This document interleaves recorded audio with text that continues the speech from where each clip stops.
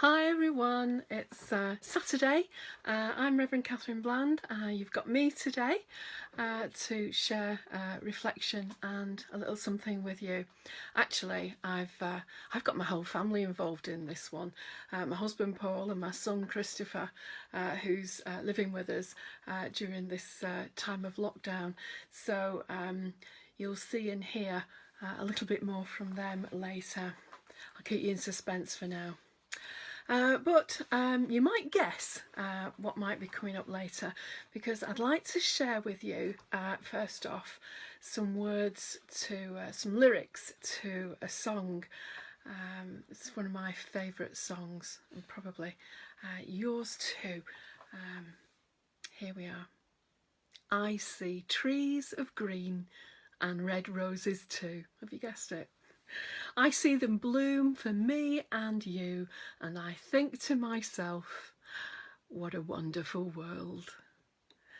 I see skies of blue and clouds of white, the bright, blessed day and the dark, sacred nights, and I think to myself, what a wonderful world. The colours of the rainbow, so pretty in the sky, are also on the faces of people going by. I see friends shaking hands saying, how do you do? And they're really saying, I love you. I hear babies cry and I watch them grow, and they'll learn much more than I'll never know. And I think to myself, what a wonderful world. Yes, I think to myself, what a wonderful world. Oh yeah. Do you know that one? It's beautiful. It's Louis Armstrong, isn't it? When I was thinking of sharing with you today, I was probably prompted by a programme that I was watching one evening in the week, and it was a programme about Louis Armstrong, and he was singing that song, What a Wonderful World. And the presenter on the programme suggested that the gentle lilting melody and soothing lyrics were a comfort for an anxious soul, and that the lyrics were written as a testimony of a grateful life. I don't know if you know anything about Louis Armstrong. I didn't, but I found out that Louis Armstrong was born to a poor family in New Orleans. He lived in a rough neighbourhood which had become known as the battlefield. He was abandoned by his father at an early age and had a number of troubled marriages. And it was said on the programme that Louis Armstrong knew the bitter side of life, but in the end he chose to embrace life's better side. Instead of dwelling on the hard times of his life, he used it to inspire his music that brought happiness to so many. And it was for him something to live for. His last hit song, What a Wonderful World, portrays a world of simple beauty and peace. I don't know if that's your kind of music, it's your kind of song, but you might think it's a bit twee or perhaps a little bit mushy. But you know, isn't it also the perspective that we need when we're pressed down by pressures of life? Because I think it's precisely during those difficult moments and trying times of our lives that we need to embrace the power of a grateful heart.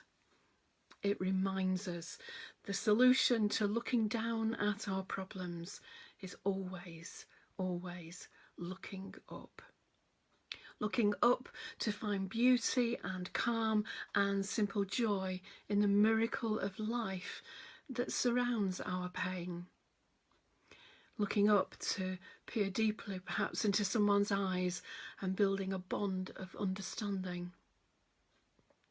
Looking up from the worrying headlines in the news and committing to one small way to make a big difference in someone else's life. And right now that can be experienced by us staying at home so that we can keep safe. Looking up to find a loving God who sees you where you are and invites you to rest from your burdens. I often like to read the Psalms. I often think the psalmists, if you've been there and done it, and they've written often about their own experiences. And I'm not saying that I understand fully some of the Psalms, but one that I was thinking of in particular was Psalm 27. I think right now that is a psalm that can touch home with us, especially in difficult times. The opening lines of that psalm, the psalmist writes, "The Lord is my light and my salvation. I will fear no one. The Lord protects me from all danger, and I will never be afraid." In his despair and in his grief and in the face of surrounding evil, the psalmist there is writing about hope and beauty, about finding safety and peace in abiding in God's presence.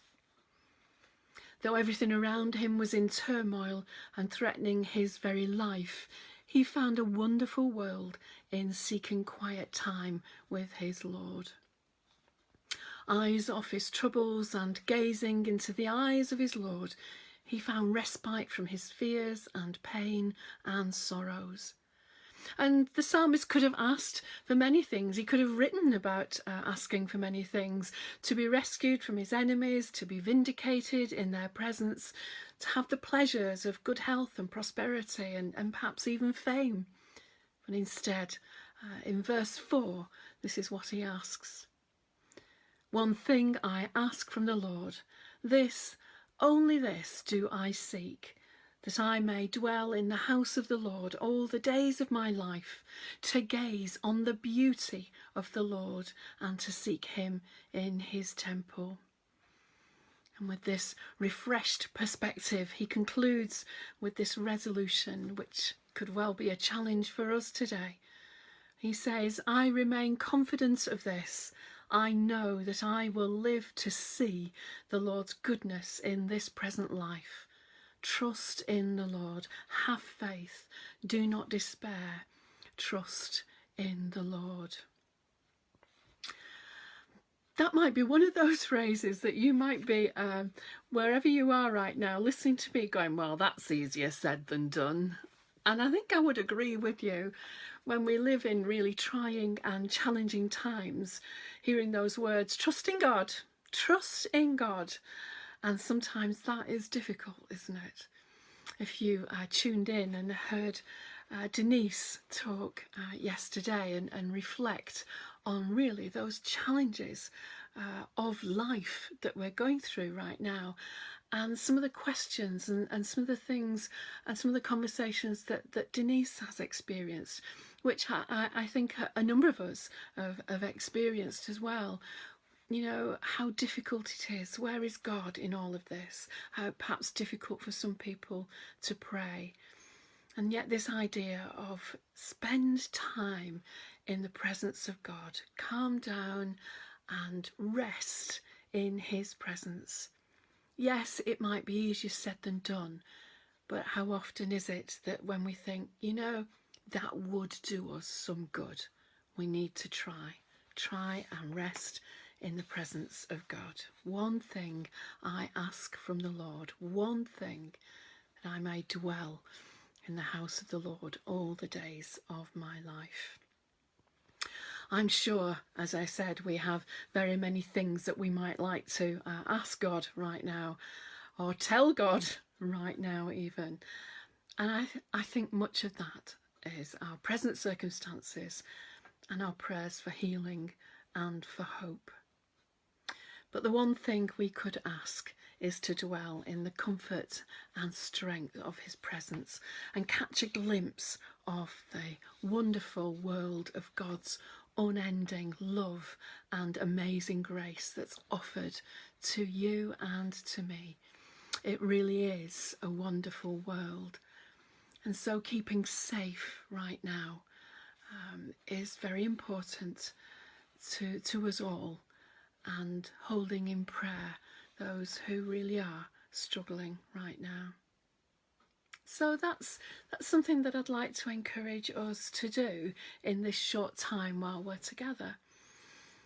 If it's difficult for you to take time out and to rest, just rest now, right now, here with me. Just for a few moments, just for a couple of minutes. Rest now. Reflect, if you will, on God's wonderful world. God's wonderful world for you. How precious, precious you are. That He created everything. That He created you and loves you so much.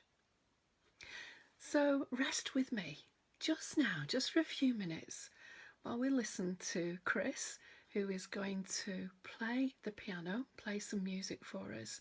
And while we listen to what Chris is going to play, I think you might guess what he's going to play. Have a look and reflect on some of my husband's photographs. I've put some of Paul's photographs together while Christopher plays. Reflect on God's wonderful world for you, how much He loves you. God bless.